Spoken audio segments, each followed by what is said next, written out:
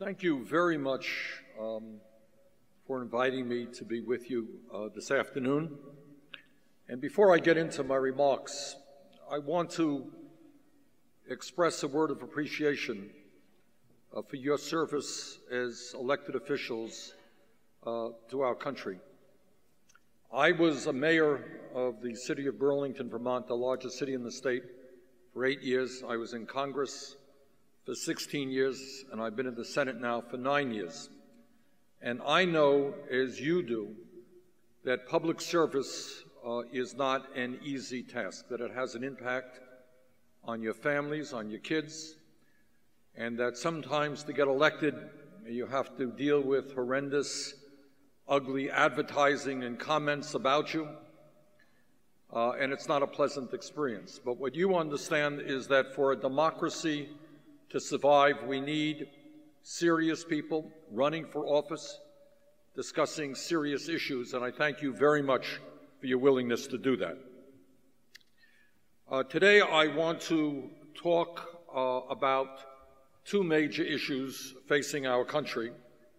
And the first is the need for comprehensive immigration reform.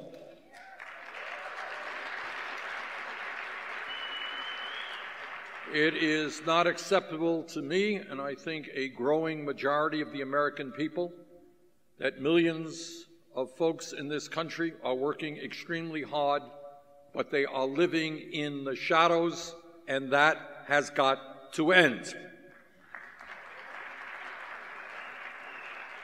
And the second issue that I want to touch on is that we need an economy today which benefits all of our people, the middle class, working families, lower income people, and not just a handful of billionaires.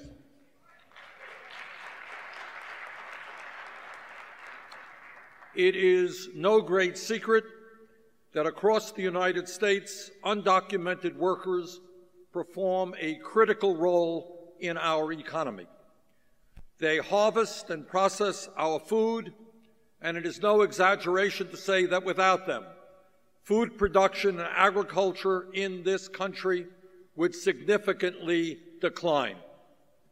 Undocumented workers build many of our homes, they cook our meals, they maintain our landscapes. We even entrust undocumented workers with that which we hold most dear, the well-being of our children.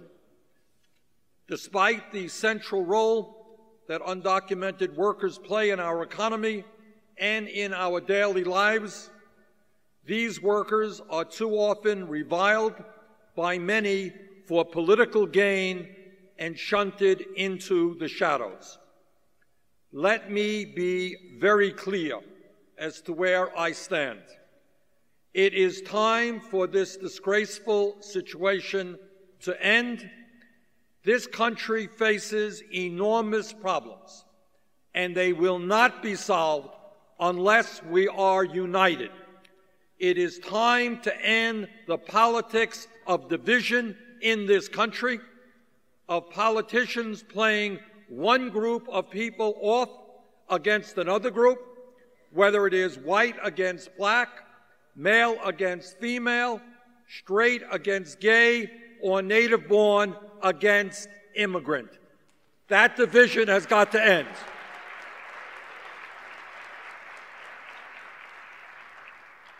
And that is why I supported the 2013 comprehensive immigration reform legislation in the U.S. Senate.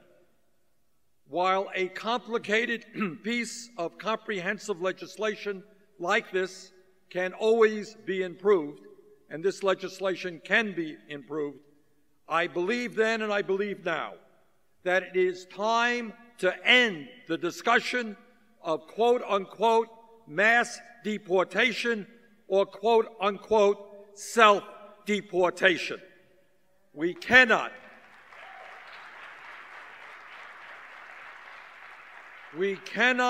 and we should not be talking about sweeping up millions of men, women, and children, many of whom have been in this country for years, and we cannot allow a continuation of this discussion or these ideas that suddenly we're going to throw millions of people out of this country. That is wrong, and that type of discussion must end now.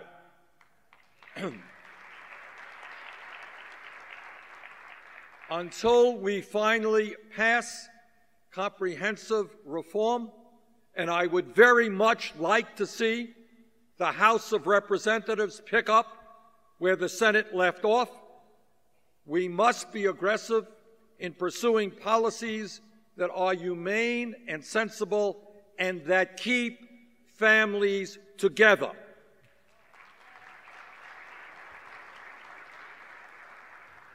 This includes taking measures that are currently available, including reforms through executive action.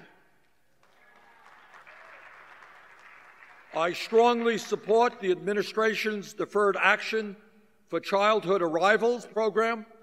DACA is a good first step, but should be expanded.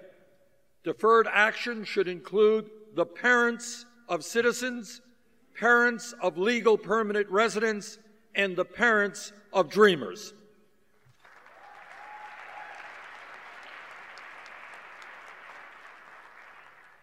It makes common sense to me, and I think all people of goodwill, that we should be pursuing policies that unite families, not tear them apart. I continue to be a strong supporter of the DREAM Act, which would offer the opportunity of permanent residency and eventual citizenship to young people who are brought to the United States as children. It is my belief that we should recognize the young men and women who comprise the Dreamers for what they are, American kids who deserve the right to legally be in the country they know as home.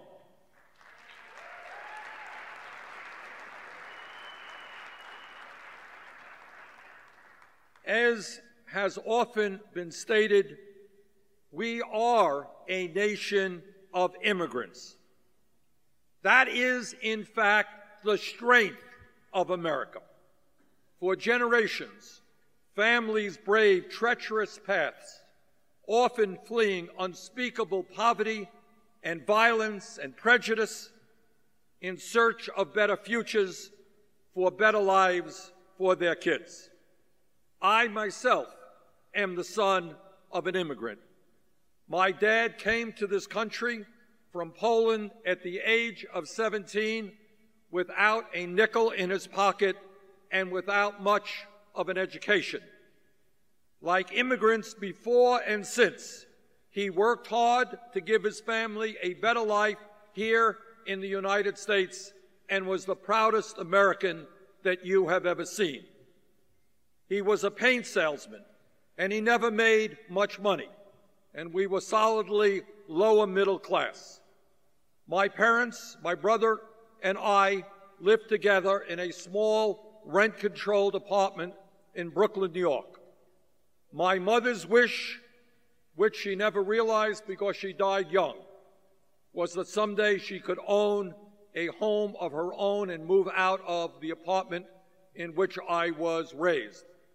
She never accomplished that goal, but she and my dad were able to have her two kids go to college. First people in that family to go to college. No small thing. Brothers and sisters, their family, my story, your story, our story, is the story of America, and we should be proud of that story.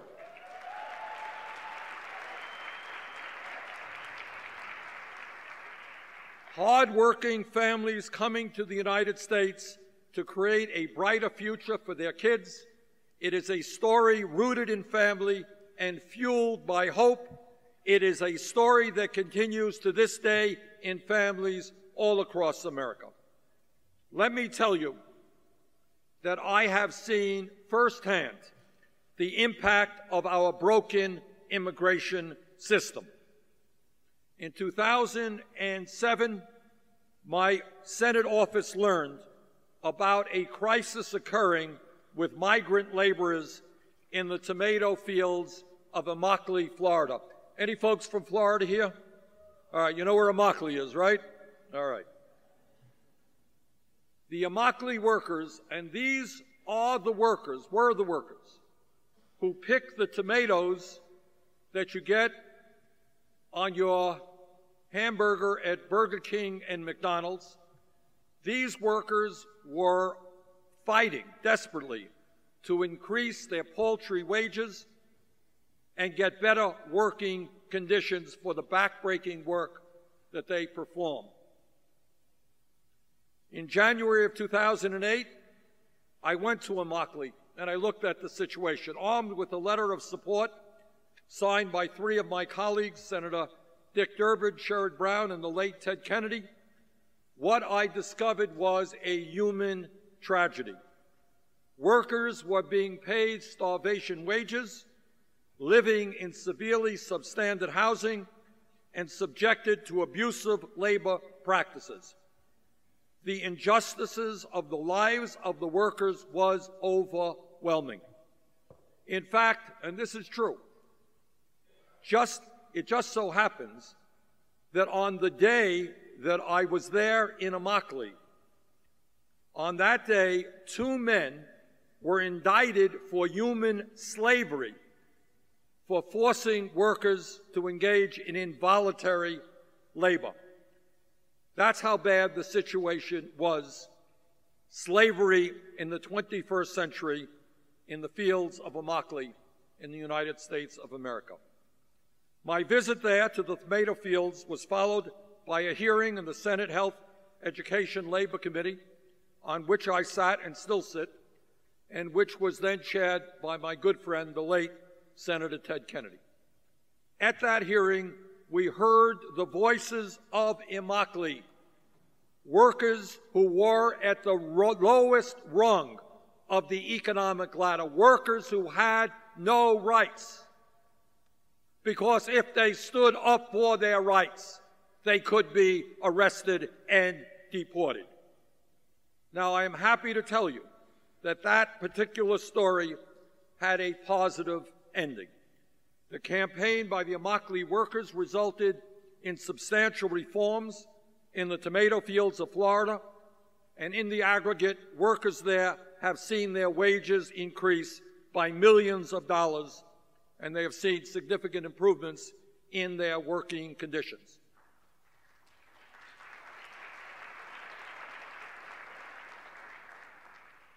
But how many more Immokalees are there? How many fields or factories are there where people, often without legal status, are used up and thrown away?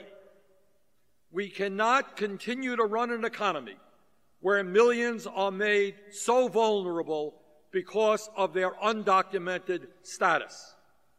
We have to ask ourselves, who benefits from this exploitation?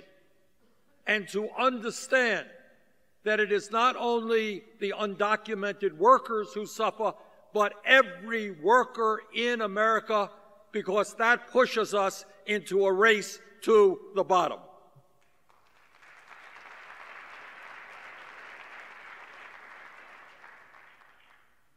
Many in the business community have argued for guest worker programs as the answer to the immigration issue, and that concerns me very much.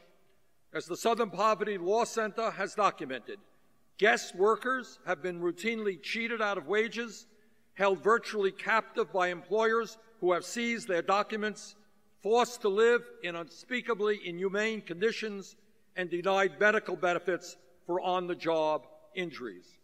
That is unacceptable.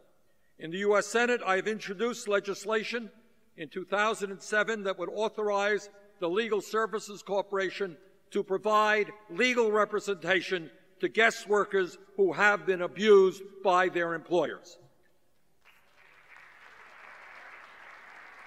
Further, employers under my bill would be required to reimburse guest workers for transportation expenses and provide workers compensation insurance, among other things. I also opposed tying immigration reform to the building of a border fence. Let me say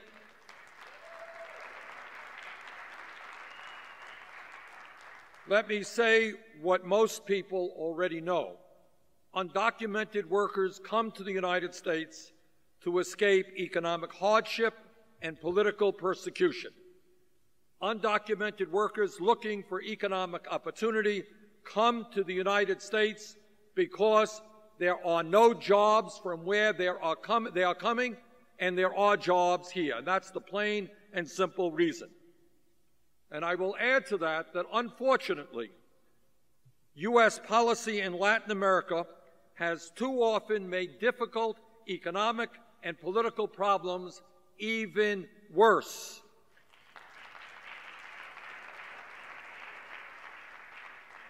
For example, NAFTA, the North American Free Trade Agreement, which I am proud to tell you I voted against. Supporters of NAFTA, and I remember it like it was yesterday, they told us that would increase the standard of living in Mexico and significantly reduce the flow of undocumented immigrants into this country as a result. Sadly, the very opposite was true. Since the implementation of NAFTA, the number of Mexicans living below the poverty line has increased by over 14 million people. Almost 2 million small farmers have been displaced. And in the 20 years since NAFTA, growth in per capita GDP has been only half of that experienced by other Latin American countries. Not surprisingly, as a result of all of that, we have seen a 185% increase in the number of undocumented immigrants from Mexico from 1992 to 2011. We as a nation have got to recognize the importance of dealing not just with the issue of immigration, but with the very real refugee crisis that we face.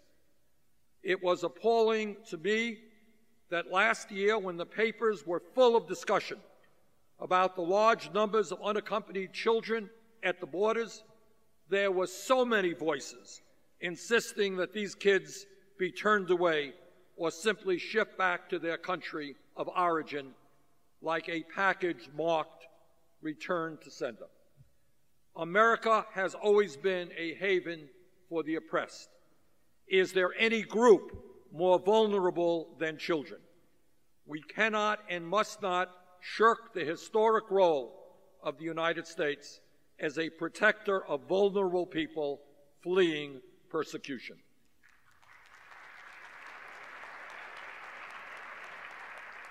Now, the bottom line of all of this, and this is not going to happen tomorrow, it is not going to happen without a lot of debate and with a lot of compromise.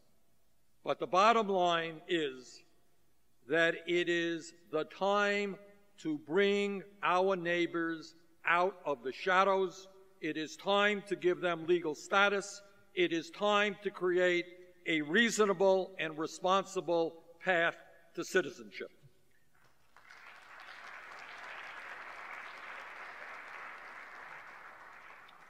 In addition to immigration reform, we must also pursue policies that empower minority communities.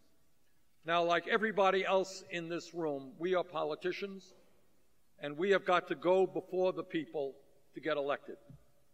And I hope that you will agree with me that when you are in a campaign and an election, you hope that your ideas and who you are prevail.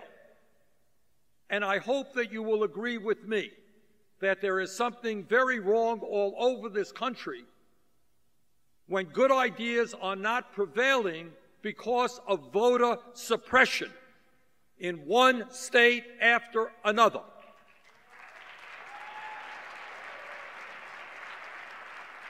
Now, it seems to me that anybody who runs for office should have the guts to stand up to his or her constituents and argue for their votes.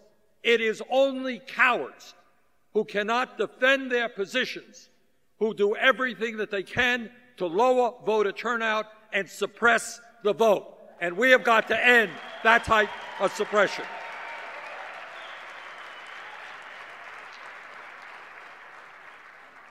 Furthermore, above and beyond immigration issues, we must address the state of our economy today, in which the great middle class of America is disappearing, in which we have 45 million Americans living in poverty, while at the same time the wealthiest people and the largest corporations are doing phenomenally well.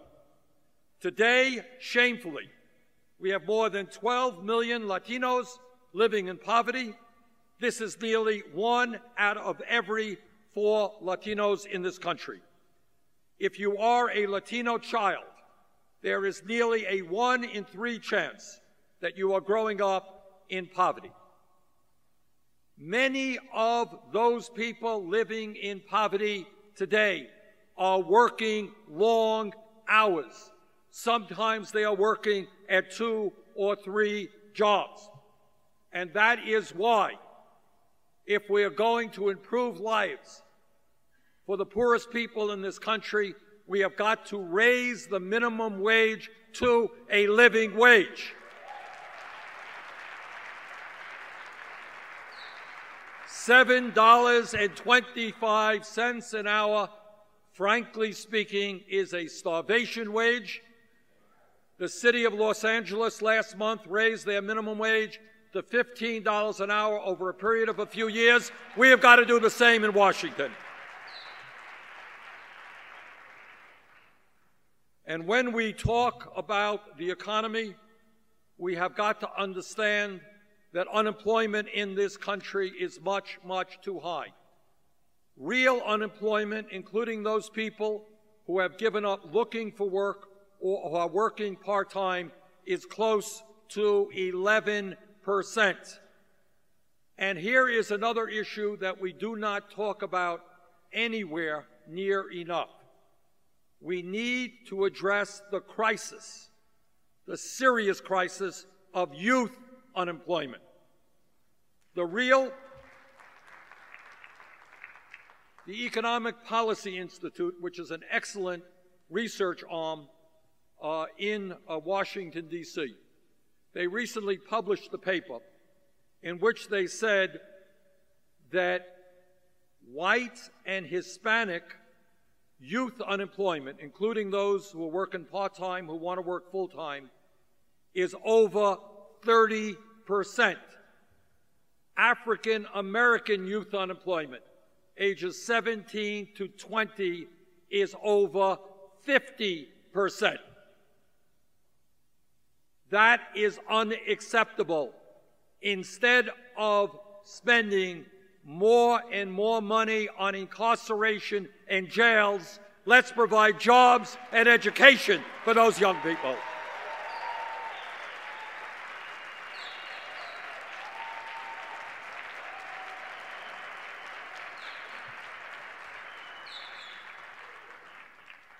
And when we talk about the economy, what we also must understand is that women workers today are making 78 cents on the dollar compared to men doing the same work. That's got to end. We need pay equity for women workers.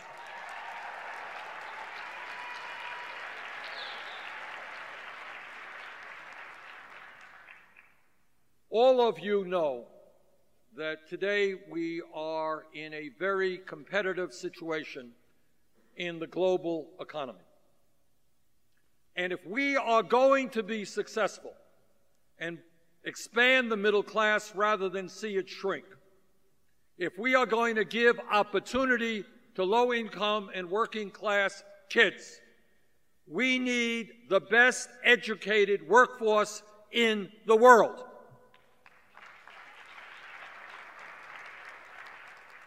To my mind, it is beyond comprehension, inexplicable, how we can allow a situation to exist today when we have hundreds of thousands of bright young people who want to go to college or get a higher education but can't do it because their families lack the money. That is grossly unfair to those young people who want to make it to the middle class, and it is absurd when we talk about the future economy of America. And that is why I have recently introduced legislation which would make every public college and university in America tuition free.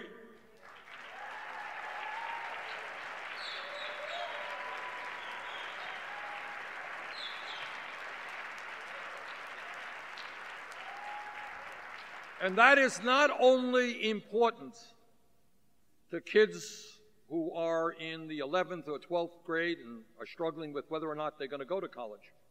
It is important for kids in the 4th grade and the 5th grade. Because if the word gets out to those kids that no matter what the income is of their family, that if they study hard and do their schoolwork seriously, they will be able to get a college degree. They will be able to make it to the middle class, and that is what we have got to accomplish. Furthermore, we are living in a country which has another absurdity with regard to the financing of higher education. At a time when we want to encourage people of all ages to get more education, to be more highly skilled on their jobs, we have the absurdity of millions of young people and not so young people who are trying to deal with horrendously oppressive student debt loans.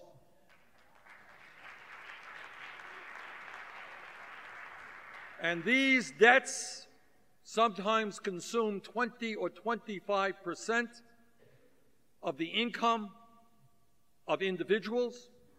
They radically change lifestyles. People are not getting married, they're not having kids, they're not buying homes because they're paying off their student debt. Now I ask you, what sense does it make when you can go out and refinance your home today at 2 or 3%, and yet millions of people are struggling with student debt interest rates of 6, 7, 9%. We've got to allow those people to refinance their student debt.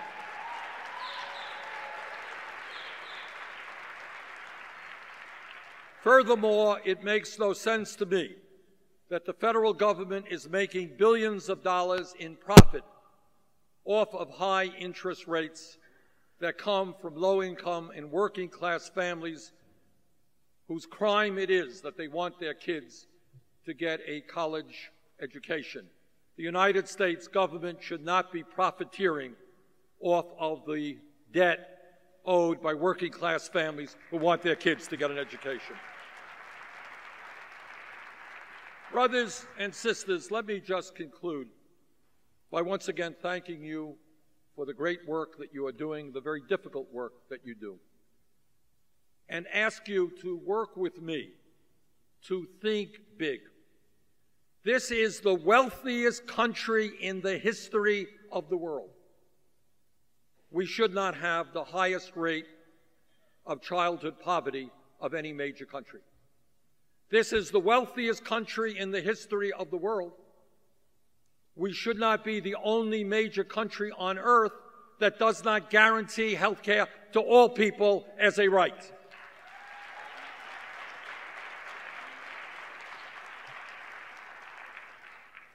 The debate that we should be having now is not whether we cut education by 2% or 4%, whether we throw 5 million people off of health insurance or 27 million people off of health insurance. The debate that we should be having is to make certain that health care is a right in our country, not a privilege. The debate we should be having is to make sure that every parent in America can have quality and affordable child care, and where all of our qualified young people, regardless of income, can go to college. The debate we should be having is not whether we're going to cut Social Security, but whether we're going to expand Social Security for those seniors who are struggling.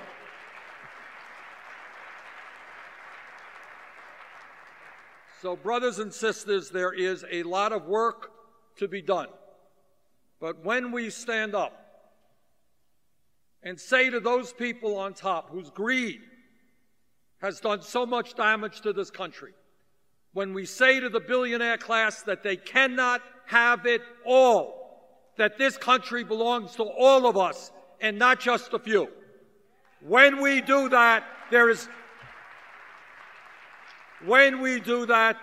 no limit to what this great country cannot accomplish. Thank you so much for allowing me to be with you today.